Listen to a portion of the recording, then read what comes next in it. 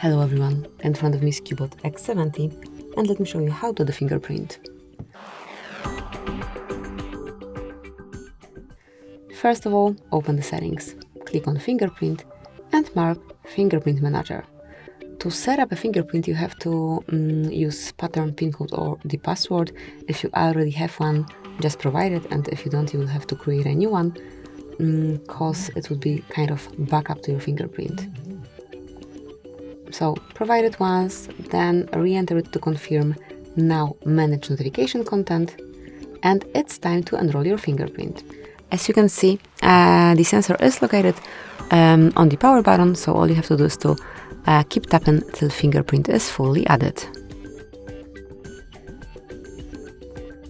And click on Done. As you can see, from now on, you will be able to unlock your device with this fingerprint only. Obviously, you can also use the backup pattern that we set. Thank you for watching, please subscribe our channel and leave the thumbs up.